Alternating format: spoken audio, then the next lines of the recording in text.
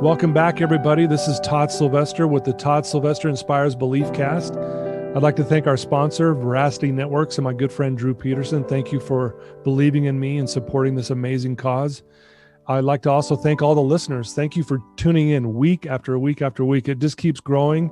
And I want to thank you. And I also want to thank all the previous guests. They're amazing. I sit and I get to listen to these amazing people share what they've been through. And I mean, it's like therapy for me. And I'm just grateful for them. And, we've had some amazing people on, and today's going to be no different. I am so excited. Today we have Noelle Pikus Pace on today. So thanks for joining us, Noelle. Thanks for having me, Todd. I appreciate it. You betcha. Well, I think a lot of people do know you, but in case you don't know much about her, she's a two-time Olympian. In 2014, she was the Olympic silver medalist in the skeleton. She's a 26-time World Cup medalist, which that's impressive in itself. You're a mother of 4 children, which is probably one of your greatest accomplishments, right? It is. It is. You're an author. You're a motivational speaker. You've been you're a model. You help pitch products. You're a business owner. You have a course that you do called Life Stacking, which I want to know more about as well. You've done a TEDx talk. You've done several motivational speeches through corporations. You are just someone out there who's making a difference. And what's funny, when I was telling people, guess who's coming on my podcast today? I was telling family members and friends, and they're like, oh yeah, we know her. I'm like, man, everybody knows you. And so I'm just I feel honored and blessed that you're willing to take some time out of your very busy schedule to come share a portion of your story and your life with us today. Well, thank you. It's an honor to be with you. Honestly, I know you have made a difference in the lives of so many and the speakers that have been on before. So I'm just grateful to be a little piece in this big puzzle. So thank Awesome. you. You betcha. Well, why don't we start? Give us a little background where you grew up and what was kind of like your childhood like? Sure. Yeah. So I grew up in Orem, Utah. I am 8 kids. So I really had to fight to make my way in this world. I got shoved in my fair share of couches growing up. But honestly, I have great parents. And Right. So everything I am, I truly just attribute to them. They didn't have an easy life growing up. Neither of them did. They both came from very abusive families, especially on my dad's side. Really? Okay. Just not the best situations. And so both of them, my dad was married before, had 4 kids, and then that was an abusive situation there as well. And then they got divorced and he met my mom, and they ended up getting married, and they now have been married since 1975. Oh, wow. Married.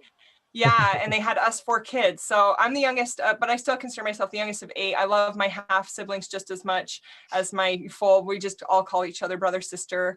But great. I'm just grateful for them for seeing that they wanted to change. And that's easy. That's so much easier said than done. Right. But for them to commit together to make that decision they knew what they didn't want in their relationship. Yeah. And with their family. And so they knew what they wanted and they stuck to what they wanted. And they gave us, myself included, just a lot of opportunities to figure out what we wanted in life. And they to help us to achieve our dreams. So right. It was a great childhood. Yeah.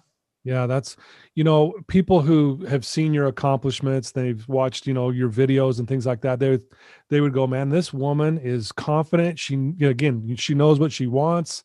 Have you always been like that? Like when you were a child, have you always been this confident girl? No, I don't know. I mean, you see some kids that are just super confident all the time. And I still remember, and it's funny that you ask me this, because I literally had this conversation with my daughter last night. I'm just saying, okay, I remember there being a time in my life, I think I was in 9th grade, and I still wasn't confident. All through that time, there were certain things that maybe I was more confident, but when it came to being around my peers, you'd always see those that were more popular and like, oh, they said hi to me, you know, and you'd feel like your whole day revolved around that one single person. And I remember it came to this one camp that I went to over the summer, just for a week-long camp.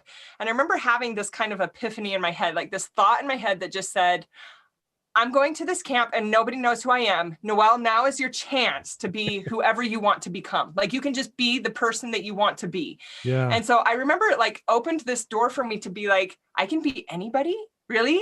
I don't have to be the stereotype of who people think I am. I'm just going to try it because nobody knows who I am. So what's there to lose? Right. And I went to this camp. Yeah, I went to this camp for a week long, and I was loud, and I was talking to people, and I was willing to meet people, and I loved who I could become in that week. And I wanted to hold on to so many of those attributes. But I just remember having this big moment, this aha moment of, you can be whoever you want to be. It's never too late to be who you might have been. Like, it really is never too late to be that person. So yeah, it was a great. That's a great, that's a great message. So speaking of that, when did you know that you wanted to, be an Olympian? I mean, did you know that really young, or did that come later in life, or? I think it's about like how when you decided you wanted to have your own podcast, Todd. I think it's like similar, where it's like it just kind of grows, It's like, for me, I know some athletes have known since the time they were like 5, okay, I'm going to be an Olympian. But for me, it was really one of those things where one door opened and it opened into another and it opened into another. And finally I'm like, oh, so I ran track and field. I wanted to get a track and field scholarship in college. So I worked really hard to get a track scholarship. And along the way, there was this door that opened because I live in Utah. During the 2002 Winter Olympic Games, when they came, they were recruiting athletes. So right time, right place. And so they were recruiting track and field athletes. It just happened to kind of come down my path that I was already taking. And they said, how about you try bobsledding? And then after bobsledding, they said, how about you try skeleton? And then I stuck with it for 15 years. I stuck with it and I loved it. Yeah. You've been an athlete for a long time. You did all kinds of sports, obviously, as a young girl, and then also in high school. How did playing sports play a part in just forming, the woman you are today? Even like how did it build you? How did it help you? How did it support you?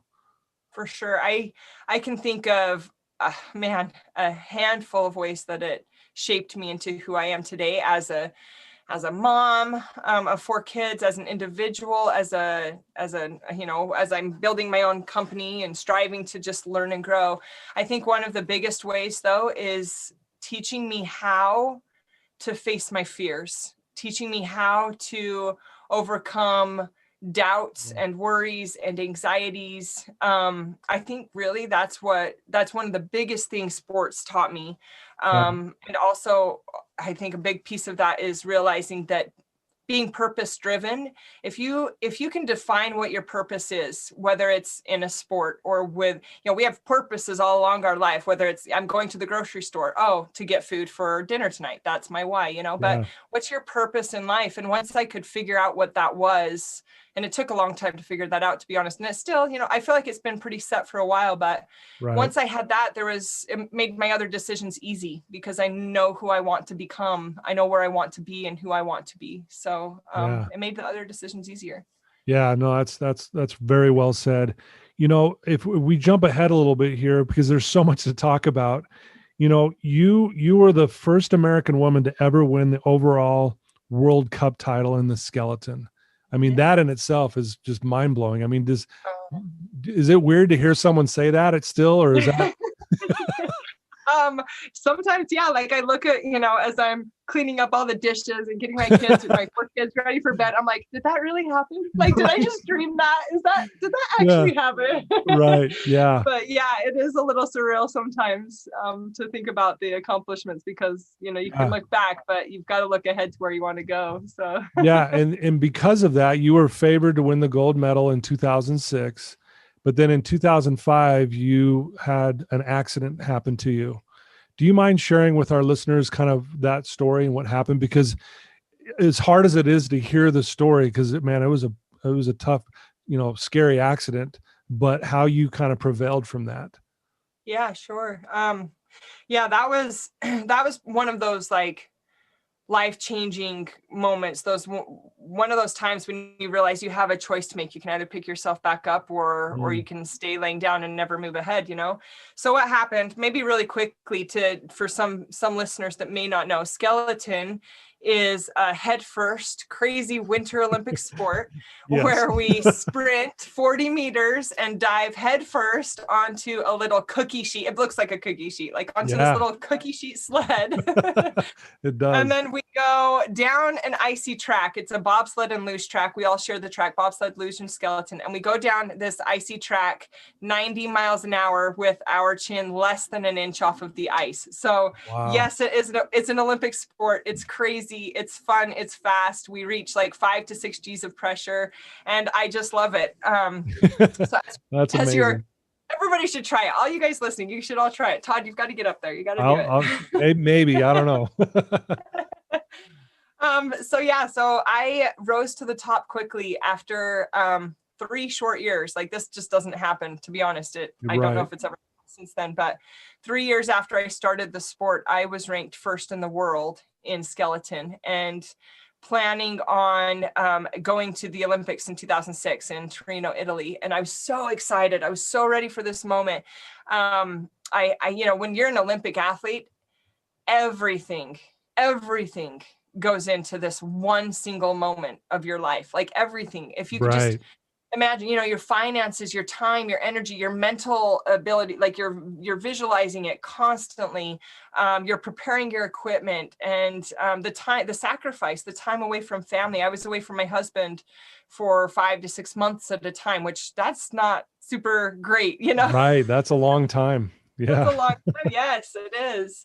So going into these Olympic Games in 2006, even though I was ranked first in the world, I still had to try out for our Olympic team. And at our Olympic trials, I had just finished a practice run going down the track, and one by one, my teammates came down and were waiting at the bottom of this icy track for a truck to come and pick us up and go up to the top of the track. And as we were sitting there waiting for the truck to come, a 4-man bobsled weighing 1,500 pounds was sent down the track without us knowing.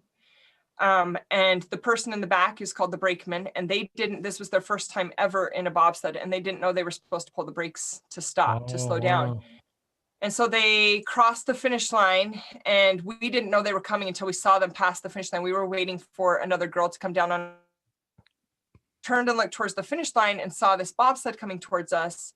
We jumped up to our feet to get out of the way of this bobsled, but it came so fast. I didn't have a chance to step out of the way. And right when I planted my right foot to jump out of the way of this oncoming 60 to 70 mile an hour, 1,500 pound bobsled, it hit me from behind. And it shattered, it shattered my leg, but it shattered my Olympic dream. I was, first in the world, and this was 3 months away from the Olympic Games, and it all just came to this massive halt. And for me, that was absolutely devastating. It was just, I don't know how to put it into words, the despair or the loss that I felt. As my teammates woke up that next morning. And here's the thing, you think that it's all great. You have this team around you, but to be honest, most of them were cheering that I got hurt, because now here comes this opening for an Olympic spot. So now guess what? One of them gets to go to the Olympics. And so it was a really, really, it was really tough. It was a really tough place to be in. And as I lay in my hospital bed after surgery, I just remember I had knee down to my ankle, some screws in the side. And I remember that's really when it hit me that my Olympic dream was gone. And right when I thought that, my doctor walked in with her clipboard, and she looked up from this clipboard and she could see these tears coming down my cheeks. And right when she saw these tears coming down, I just remember her looking up from her clipboard and looking at me and just saying, "Why are you crying? Wow. You have two choices. You can either look back and be upset and angry and frustrated at what just happened to you, or you can choose to move forward." Wow. your leg is broken and crying's not going to fix it. And when she said that, it took me aback, because I was like, oh my gosh, did she just say what I think she, I thought she was going to give me a hug. I thought she was going to come up and give me a hug, and here she just like laid it to me. Wow. And really that was what I needed. Like, I realized in that moment that I still had a choice to make. Like, even though I was at like my most miserable point, my leg, it was huge, and I had staples all up and down it. And, even at that point, they're like, well, this is, a lot of times when this injury happens with my bones were sticking out of my leg. And they said, a lot of times when that happens, you're going to have an amputation. So you have to just prepare that might be a possibility for the future. Luckily that everything went well and I didn't have to have that happen. But in the moment, I was thinking the worst. Like, I was just thinking the worst. My Olympic dream is gone. I might lose my leg. Like, I'm stuck here, just all these things. And when she said that, I realized, even at my darkest point, I still had a choice to make. Like, it was still up to me to choose what to believe, like what path to follow. What did I want to hold on to as reality? And what did I want to let go of that was dragging me down? And so that's what I chose to hold on to, was just the belief and to hope for a better future. What a gift. It was a nurse, right? She was my orthopedic surgeon. She was the surgeon. So what a gift that not only did the surgeon fix your leg, but the surgeon gave you a much better gift than even that. Yeah, that in your face, laying it to you, like you said, and saying, you got two choices here. What are you going to do? I mean, absolutely. And he, knowing that your background, I mean, she probably felt you were tough enough to handle it, right? Apparently either make me or break me, man. Yeah. Well, so think about, because one of my questions, and I think you kind of answered it, but my question was, did you resent that bobsled crew that hit you? Did you resent that they, didn't pull on the brakes? I mean, did you go through any of that in the beginning? It's hard to, because I can say what I think I remember feeling. Because what I remember feeling, honestly, didn't have to do with them. Okay. And maybe I'm wrong in remembering back that like that. I'd have maybe I wrote it in my journal, but I really don't remember resenting them. Okay. I remember, and to be honest, my angriest moments, yes, I was angry. Yes, I was devastated. I was so depressed. But it wasn't right then, because right then when I realized I had a choice, it was either to give up or to continue to fight for this Olympic dream. And to me, it wasn't until I watched my teammates compete in those Olympic Games. So it was about 3 months later that was when the trials, I knew what I had to do to physically get better, but the hardest part was the mental, the spiritual, the unseen, the mental and spiritual side of things. Sure. Was the unseen aspects that nobody else could see within me. I could put a smile on my face, and I tried to as much as possible. I tried to stay as optimistic as possible, but it was those things that you couldn't see that really hit hard once it came to an end at the Olympic game, when I knew there was no chance of me making those games, and I saw my teammates compete for those medals. That was when it was just devastating for those next months after it. And it took months, like it really did. And it's that saying, time heals the heart, and so does service, and so does gratitude, and there's a handful of things that I feel were beneficial to me in my life that helped me to see past me and my problems. Wow. How did your faith, in your, higher power and God help you through this at this time as well? Was that a something you leaned on? Oh, for sure. Believing, my faith is, I have faith that God knows who I am, and that he will never give me something. And I know oftentimes we hear people say this, but I don't believe he'll ever give us things that we are incapable of handling, because through him, with his strength, I believe I can do all things. I truly do. Wow. But a lot of times we forget. And we think we have to do this on our own. And I have stories about when I've tried to do that as well. And I'm not sure if you were going to bring up miscarriages or not, but I've had multiple miscarriages, and that's one of those times when I tried to do it on my own, and it just didn't work out. So yeah, and I do want to get into that. I'm glad you brought that up, but I want you to share one other disappointment. I know you've been through a lot, but back in 2010, the Winter Olympics, a sled you were using. I know, because I love how you handled it. I mean, you're riding on a sled that your husband built, right? And I think you missed fourth place. Is that right? Or third place by 1/10 of a second? So glad you reminded me, Todd. Now I can see it clearly. Yes, a 10th of a second. I missed an Olympic medal by a 10th of a second. Like, you guys can't, like, you'd have to blink 10 times in a second, 10 times in 1 second to know how close it was to that next Olympic medal. I missed it by 1/10 of a second. Yeah. And you know, that puts it in perspective. You can't even blink that many times. It's crazy. But Can't even blink. there was a reason. You figured out later why you lost that 10th of a second. So I went back to watch video because I seriously, you guys, like, if I wish I could just like take you along in this, like, you know, put it in hyper speed to see what goes into becoming an Olympian, because you'd see all the training, waking up, training, working out, doing your equipment, going down the track, like doing all this different stuff that goes into it. So when I went to the Olympics in 2010, and I felt like I had everything that I needed to make it to that Olympic podium, everything in place. I had an amazing sled.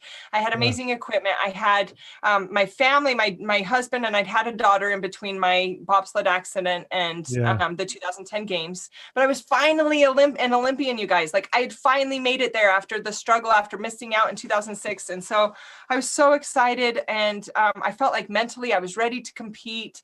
And then I crossed that finish line after 4 runs down the track. And after that fourth run, and I saw a number 4 next to my name. A number 4. Fourth place in the Olympics is the worst place you ever want to finish. And when I went back and watched video months later, to be honest, I was so frustrated that I finished 4th that I didn't even have the courage to watch my run again until months had passed. Like, I just didn't even want to bring up that horrible day. And I couldn't watch it till months later. And when I went back and watched that video, I noticed something very, very small, super, super small, that tiny little detail. I had tied my shoes and, you know, yes, we should tie our shoes. I tied my shoes, the little loopy part, you know, the little bow, you know, that the rabbit goes around the tree part. The little bows were dragging on the ice. My shoelaces were dragging the entire way down the mile-long track. And when you add that together over 4 runs, and you know this sport as well as I do, and how aerodynamically sound everything is, you will know that that is right there a 10th of a second at least. And so just to know, like, to know you missed an Olympic medal by something so small, something so simple. It was, I don't know if that was a good day or just the worst day ever to find that out. But I think the lesson, though, that I've learned from that, and I've loved this quote, and I use it daily. I use it all the time with my kids. And it's, by small and simple things are great things brought to pass. And just knowing that it's those teeny tiny little details that we do in our lives, whether it's those tiny habits for good or for bad every single day, or, you know, it's those smallest little things, it brings about greatness, whether it's for the better or for the worse. Those little things we're doing make the biggest difference. Wow. I mean, that had to have been tough to notice that when you went back to watch, like, that's the reason. So hard. You know? Wow. You know, and again, you've been through a lot, and I didn't mean to jump ahead of, you know, you had to rehab your leg and all that other stuff. I didn't want to just forget all that, but there's so much I want to talk about. But you've been, what I'm trying to paint here for our listeners is, you've had such huge success, but you've also had some big setbacks in your life. And kind of back to your surgeon who told you got 2 choices. And I would imagine, did that also help you moving forward with these other things that you were dealing with? Oh, absolutely. I firmly have has the ability to stack on top of each other, to prepare us for the next thing ahead, or to give us, whether it's knowledge or wisdom or insight, or to help us to grow in one way or another, if we're willing to allow it to do so. If we're willing to say, what can I learn from this experience? And it could be, this is the worst experience of my life. You know, I just got hit by a bob, so I'm just going to leave it in the past. Or we can say, all right, what can I take from this that can help me to become better today and in the future? And that could be for successes, that can be for failures. Any experience we have can be stacked and built upon each other so that we can face our fears and face the next experiences to come with courage and with kindness and with hope and with all things good. Yeah. Well, I do want to say in 2014, you did get your silver medal, which is awesome. Woohoo! Oh, round of Yes. applause. Yay. But again, it's proof of that you just kept working and prevailing. And even though you had setbacks along the way, you didn't give up. And I think that in itself is a huge message for not only for me, but for anyone listening to this right now. Yeah, you just never know what's around the next corner, unless you put forth your best effort. And to be honest, one of the biggest differences between 2010 and 2014 was having a strong purpose. Okay. For myself in 2010, going into those Olympic Games, after missing the 2006 Olympics from that broken leg, I remember going into 2010 with very to this is for me. I want to prove myself. It's me, I. And when I finished fourth, it was kind of like, all right, well, I finished fourth. Like I did that, shoot. Right. And then going into 2014, so a little bit of a detail right between that point, we had our daughter before 2010, and then we had our son between 2010 and 2014. And I retired after 2010 because I was so burnt out. Right. You guys, I was miserable. To be honest, like you might not see it. Like if you go back and watch like a 2010 Olympic run, skeleton athlete, Noelle Pikus Pace, it won't look like I was miserable. I have a smile on my face. I was super, like, I was like, oh man, I missed it. Dang it. Shoot. I'm done. I was done. Like I retired that day. I was so done with being away from my husband and from my daughter and missing out on, I missed my daughter's first steps. I missed her first birthday. I missed her first words. I was so completely out of balance. Like whenever I was training, whenever I was like at work, I was always thinking that I should be doing all these things for home. And whenever I was at home, I felt like I should be doing all these things for skeleton. I'm not a fan of those shoulds that we always put on ourselves, first of all, but I just felt like I was never where I needed to be, and I was miserable. And going into 2014, and I'm sorry, I am a chatty Kathy. If you have not caught that, Todd. No, this is beautiful. I like people who are chatty. You're good. Okay, I'm super chatty. But going into 2014, I actually retired, and this might bring up one of those stories, but I retired after 2010 because I wanted to be with my family. I wanted to be a mom full time. Like I just wanted to close the that competitiveness of my life. Not, I'm still competitive, but I just didn't want it to that extent. I wanted to focus on kids. And after we had our son, I had our first miscarriage. And I'll come back to that in a second, but I do want to talk about that. Yeah, that was life-changing. That was one of those experiences that was it was devastating, like extremely devastating to say the least. And I didn't know where to turn, and I didn't know what to do. And my husband could hurt him. I just didn't even know where to go. And he came up to me, and I remember him saying, "What if you could go back to compete for the Olympics one last time?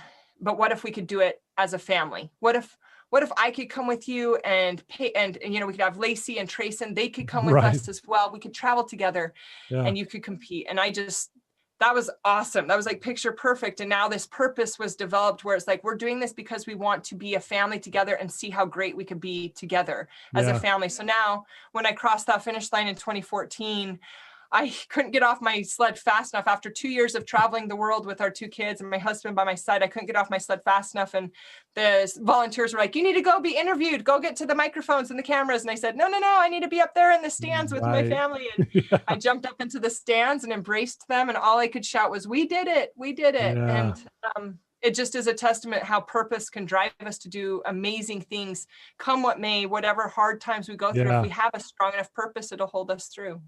And not only that, is just having that connection there that people you love the most, they're right there versus, they're on the other side of the world and you feel so far away from them. I bet that helped a ton too. Just knowing that connection, that your family was right there rooting you on, and you got to run up in the stands and embrace them. I bet that was just amazing. It was so fun. It was so cool. I honestly remember that moment more vividly than opening ceremonies, closing ceremonies, than the medal around my neck. It was just being able to embrace them and to just say, this was all worth it. Like, we made it after all this hard times and trials and goodness and joy. We finally made it. So whole journey. Yeah, that whole thing, everything you've been through, man, that is so amazing. Well, why don't we, talk about something obviously a little more personal. You had a miscarriage, and it's, I know this is a very personal thing to talk about, but share your thoughts on what happened and then what you went through. So I actually, it's sometimes it's a good thing to be a 1 in a million, until a doctor walks in the room and then they're like, oh, you're 1 in a million. And you're like, oh, this can't be good, Yeah. So the first time, I've actually had 3 late miscarriages. Sorry. So the first time it happened was in 2012. And we had already had two healthy, just like problem-free pregnancies. And this third one was the little girl. And the first miscarriage was this little girl that we already picked out names and everything. And we're excited. And I was 18 weeks pregnant, and her little heart just stopped beating. And for that time, for the first one, it devastated me more than, to be honest, the only thing at that point in my life that I could compare it to was missing out on the Olympic Games. It was just like this void and this just such a deep sadness. Like, I didn't want to wake up in the morning. I didn't want to, I couldn't take care of my 2 kids for a while. Like, it was just so hard because I was so trapped inside of this, sadness and despair. And, luckily I have an amazing husband that kind of helped me to see past that. And that's when we went on for the next Olympic Games, because I couldn't see myself getting pregnant again so soon. I wasn't ready for it. Yeah. And he knew I needed a distraction. So then after the Olympic Games, I was pregnant again, and this time with a little boy, and his heart. So after the first miscarriage, they couldn't find anything wrong. They couldn't figure it out. And after the second miscarriage, it was a little boy at 17 weeks. We went into the doctor's office, and I remember being just so angry. I was just mad. I was just like, how can this happen? How could it happen again? We did all the tests and they couldn't find anything wrong. And they said, you're 1 in a million. We just can't figure it out. But then the doctor said something that just broke my heart. He said, you have to expect that if you ever even have the courage to get pregnant again, you have to expect that your baby's heart will stop beating between 16 and 18 weeks. We don't know why, but you're 1 in 100. There's about 100 people that have ever had this happen to them. And we can't figure out why, but you have to expect that it's going to end in tragedy. So just stop where you're at. Don't try having kids anymore, because you're better off that way. And I remember leaving that, just being heartbroken, just crying. I was just bawling. Yeah.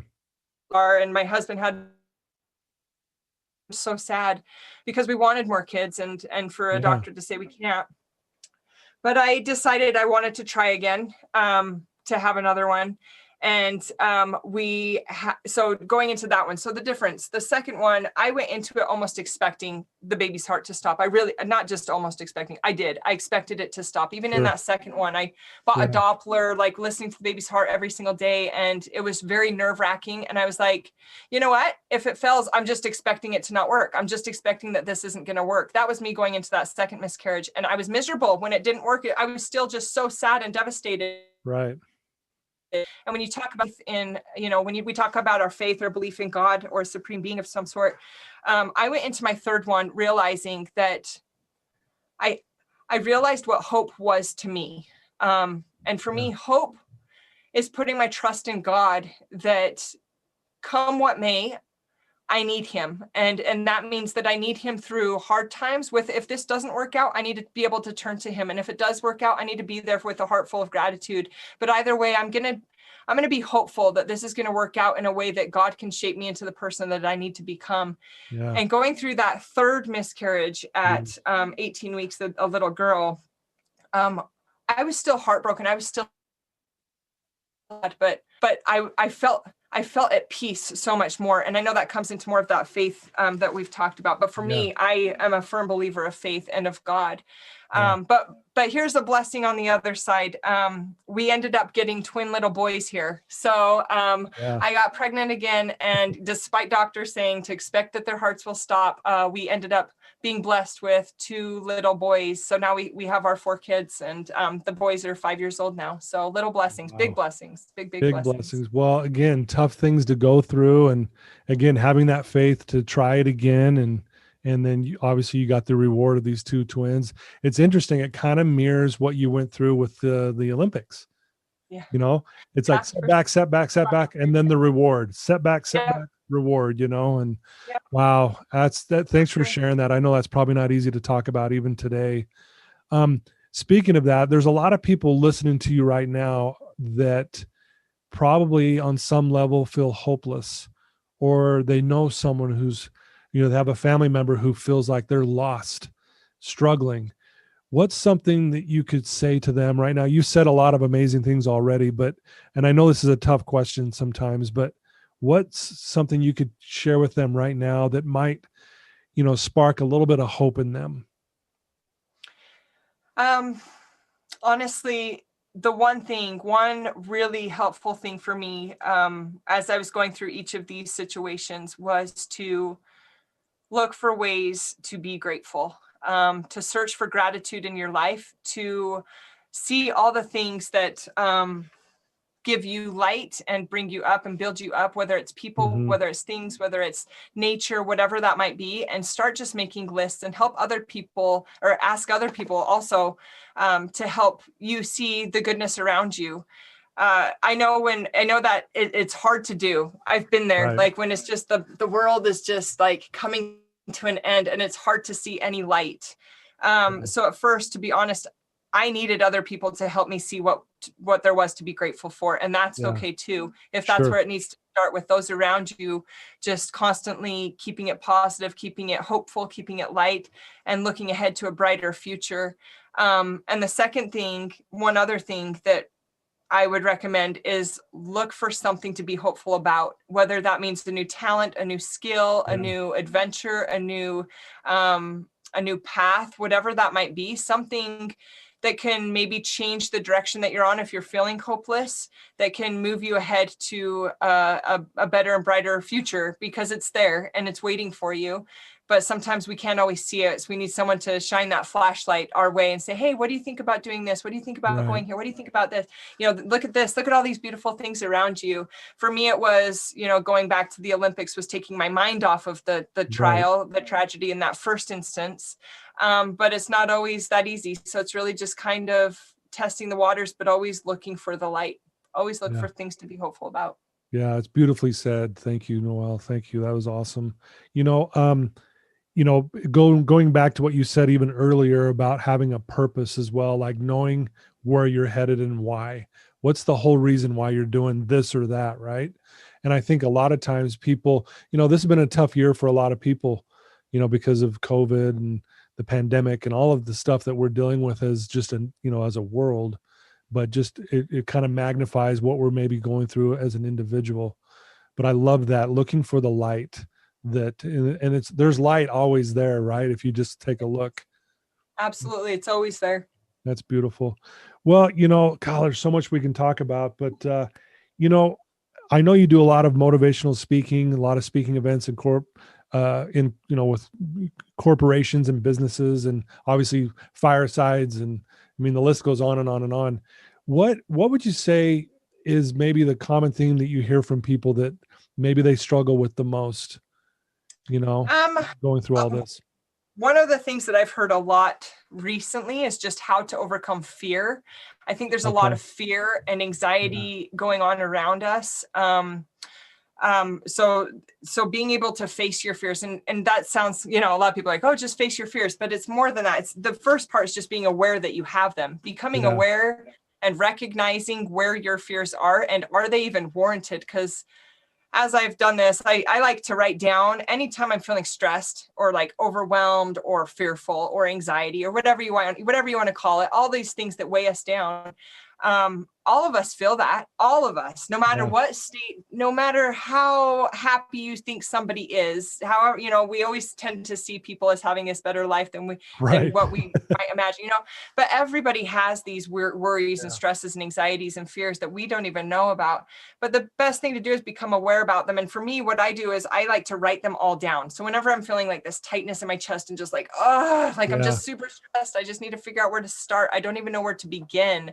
And for me, it just starts with making a big old list on a notebook, like just page after page, however many pages it needs to be. Yeah. And then once I've written them all down, I go back and start with the first thing that I wrote down and start trying to find ways to conquer those fears, try to find solutions for those fears, try to figure out why, if it's even warranted, like, why am I feeling stressed about this? And then kind of just prioritizing it, narrowing it down and figuring out where I can begin. And that seems to help me to be able to move ahead and also to be more hopeful. It's like, okay, it's not as bad as I thought it was. I got some of this off my chest, you know, I got to write it down on a piece of paper. Life is going to be okay. It's going to move on. And obviously, like, maybe you can hear, and I know you've smiled through this too, Todd. Like just even putting a smile on, even like that saying, like, fake it till you make it. Don't put on a facade. You need to be able to share your feelings with people. People have to know how you're truly feeling. But if there are times when you can just be like, you know what, I'm just going to see the best in this situation. I'm going to laugh instead of cry. I'm just going to make it work. I'm just going to, you know, like get my way through this. And sometimes that's the best solution. Sometimes, you know, I love that. No, that's great advice. And I love how you write things out and you basically are taking action. You're doing something about it. And that's kind of been your whole message to everything today that we've even talked about, that you were hit with all these things, but you took action. And again, I go back to your surgeon who said, you got two choices here. What are you going to do? You're going to shut down or are you going to do something about it? And it's interesting how obviously she understood that you could probably handle that tough love right there in that moment. But boy, that's a theme through your whole life. Yeah, take action. If I remember probably the first time I remember thinking that, like, I need to take action was when I was about 4 or 5. This is one of my first memories that I can ever recollect having. Yeah. I remember going skiing with my family, snow skiing. Oh, big surprise there, right? Being in the snow, being in the winter. Right. I remember snow skiing with my family, and it was one of the last runs of the day. So I was really, really tired. And I think my dad had just said, just go down this little hill and I'm going to go up with your brothers and sisters. Mom's down at the cabin down at the lodge down at the bottom. Yeah. So just down to her, she's down there. And I remember going down the mountain and I crashed and I fell and nobody was around me. My dad wasn't anywhere in sight. Right. My mom was all the way down at the lodge. And I remember having this thought, if you don't get yourself up and go down this hill, nobody's going to do it for you. Wow. I just remember thinking this, like, if I don't get up and take action right now, I'm going to be stuck here forever. And I've thought about that throughout my life. If I don't do something now, I will be stuck here forever. I have to take action. And so I think it was from a young age, just figuring out like, wow, it's either now or never. It's just going to be now, or I'm just going to procrastinate and put it off, but it still has to get done. Wow. But yeah, that's awesome. I love that. So again, beautifully said. Thank you for sharing that. You know, I know you do a lot. You got a lot going on in your life, obviously being a mom and a wife, and just family alone keeps you busy, but you're obviously still doing, you do a lot of speaking events and things like that. What's coming up? What's on the horizon for you? What's something we could share with our listeners that they can look forward to seeing you doing? Awesome. Yeah. I am so excited from doing speeches. I've always loved doing speeches, but I've always wondered, am I ever helping anybody? Like, am I really ever walking off that stage and somebody's going to do something different in their life? Or am I just like motivating for the minute? Are they like, oh, that was, now go home to your daily life. Right. And I've been wanting to do something so much more. And so this past year, because of the pandemic, honestly, it's given me the time and the courage to be able to do something I haven't done before. So I created a 12-week course called Life Stacking. Yeah. And what this course is it helps people live on purpose. It helps them live their life by design rather than by default. And it starts with mindset. So it takes you through 12 weeks and 12 Olympic steps. Like it's from mindset to overcoming fears to learning what success is and how to define that in your life, and talking about relationships and those relationships around you and how important they are. So I'm excited about it. It helps people live on purpose, and you can find it at noellepikusppace.com. But you're awesome. Thanks for asking, Todd. No, you bet. Well, that was going to be my next question is, if someone wants to learn more about you and find out about these courses and, the next speaking event, or just to get to know you better, and maybe even more important, ask you a question, what would be the best way for them to do that? Is that your website or? Yeah, that would be great. And I'd love to hear from you guys and hear whatever questions you have. NoellePikusPace.com is the best place. And just go to contact, and also my course is up on there. It actually launched this week. So I'm super excited about it. Yeah. Yeah, I'm really excited about it. And I just hope it changes lives. I hope it helps transform people from, it's actually called Life Stacking, Shift from Good to Great. I just hope people can know how great they are. And I want to help them. I want to help everybody reach their full potential. Wow. I love that. Well, I just want you to know how grateful I am for you, because you talk about that light, right? We need to see light. You are a light, and so many people look up to you. And I know you've helped so many people. You've helped me. I mean, I've known you. I think you actually spoke in my, at my church, probably, I think it's been 12 years, maybe 15 years ago. Oh my goodness. And so I really mean this with all my heart. You really are a light to me and to this world. And you're very charismatic, you're energetic, you're passionate. And we need more of that, especially now more than ever in this world. And so thank you for just being you and wanting to make a difference. I can't thank you enough. Thank you, Todd. And I would say the same to you as well. You're changing lives every day. And I just appreciate the light that you're sharing as well. So thank you. And thank you all for listening. You guys are awesome. I wish you all the best. Yeah, thank you. Well, there you go, guys. I told you, another amazing story. Noelle Pikus Pace, please reach out to her. She's an open book. She'll do her best to answer your questions. And she's given some amazing advice. And more importantly, she's been through so much, and she's living proof that if we'll make that decision to move forward and take action, that we can get past these setbacks. And so if you are hopeless right now, take her advice, please. And we love you. We want the best for you. And I can't thank you enough, listeners, for taking the time. And again, Noelle, you're awesome. And I can't wait for our listeners to hear your whole story. And thank you for taking the time today with us. Thanks, Todd. I appreciate it. Thank you so much.